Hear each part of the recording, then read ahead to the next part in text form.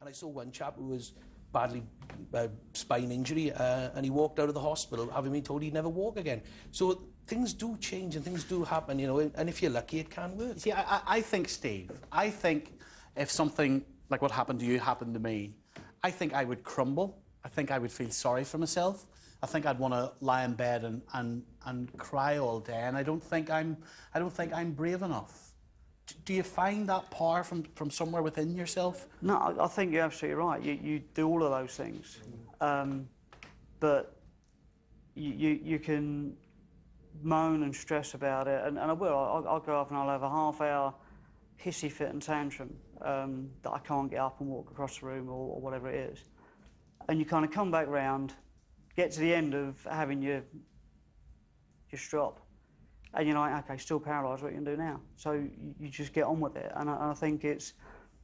I've met lots of people, obviously in the hospital at Stanmore, and you know, through other organisations like Aspire, people like that, and everybody has the same thing. And one thing that really sort of strikes home, there was a lad in there who was 21, and he'd been hit by a car, and he'd broken his neck, his back, in so many places. And we're in the day room. I was sitting in the day room. I was having a really, really bad time of it. Emotionally, I was really down. And he just wheeled in and said, "Oh, this lad is like actually 20 years younger than me." And he's going, "How you doing?" I said, "Yeah, I'm okay." He says, "No." He says, "Have you touched your legs yet?" I think, how the hell does he know? That's really embarrassing. You know? But it's something that everybody goes through. So I think it's... You would cope with it. Our resident psychologist, Angela Matanda, is with us this morning. Angela, Steve has a full-time carer as well, and I just wonder if that presents itself with its own difficulties, because Steve needs to bond with Maria, and it must be quite intimate having a full-time carer as well. I think there are lots of difficulties that are involved with a sudden tragedy, and I think this is the point here. It's the suddenness of it. You had one life planned, you made lots of assumptions about how you're going to go on, and something comes and cuts right across the heart of it, and it's a bitter blow and it's a loss. I think you do go through that grieving process where you can feel very angry, you can go through a period of shock, denial, feeling depressed. All of those things happen. You know, Steve and Maria do need help, and a carer coming in can actually add stress to that dynamic as well as support, where Maria might think, well, I want to do that. That's intimate, that's the closeness that we had, and there's somebody else involved. So I think there's so many different factors involved in this. Is there a part, Maria, of Steve getting all the attention because he was in the accident, and yet you're having to cope as well? What do you mean, sorry? What I mean is, he's getting all the attention and he's getting all the sympathy, and rightly so, but you're having to cope. This accident has also happened to you. Is that a valid point? Yes, yeah.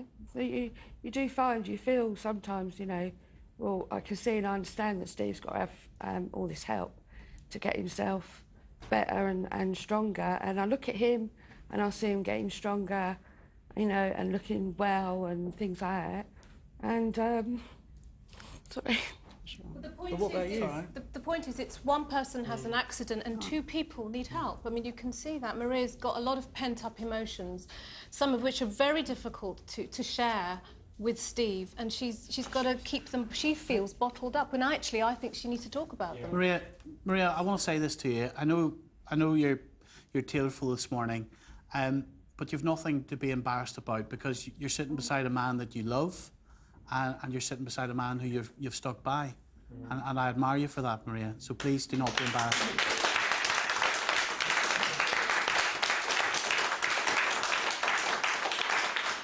Let's see what you're saying at home about this morning. 0207 173 5555. Amy. OK, we're going to go to John on line 2. Sorry. Morning to you, John. Morning to you, John. Hello, John. All right. Morning to you, John. How are you? Thank you for calling us today. Now, your wife, John, had a stroke. Yeah, she... And you're standing by her, and how have you been finding it, John?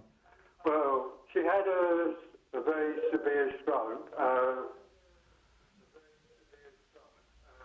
John, you've got the telly on in the background. What I'll do, mate, is I'll try to come back to you in just a second. We'll go to another call, Amy. OK, we're going to go to Richard on line 1. Morning to you, Richard. Oh, hello. Morning to you, Richard. Now, you were in an accident yourself, Richard.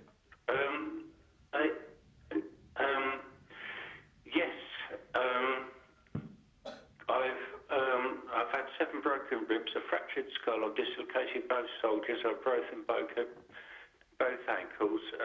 My left leg, although you can't see it, it's actually metal because they put an implant in there. And your wife, Richard, did she stand by you? Did she stay with you?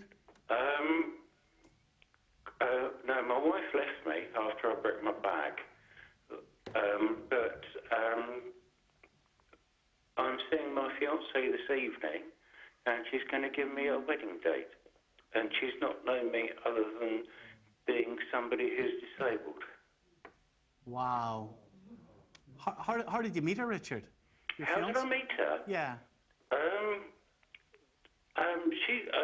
Well, we have discussions about this because we have different sources of opinion. Right.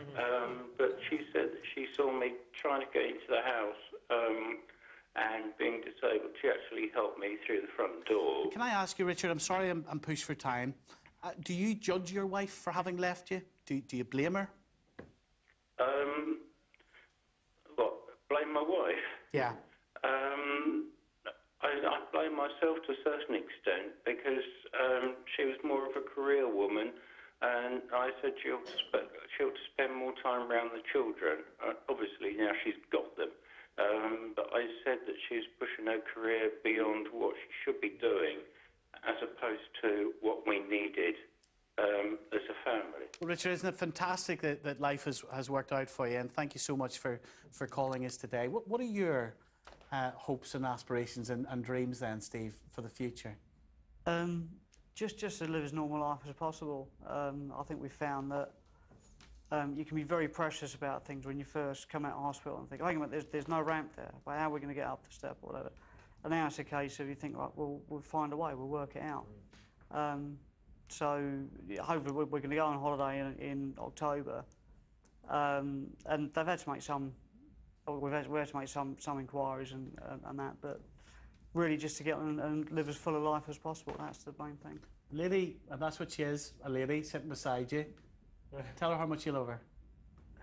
Words can't describe it.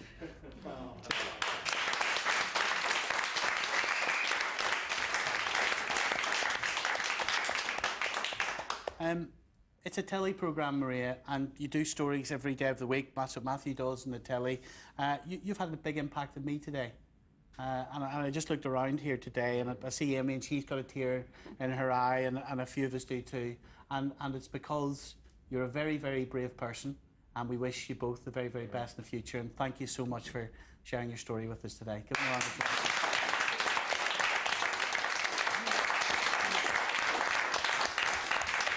Say thank you to Angela as well. If you're in a situation like Maria and Steve, and you might want to take a look at the Aspire website for help and advice in dealing with spinal injury, it's on the screen right now. There it is. Now, coming up next, age bands for books.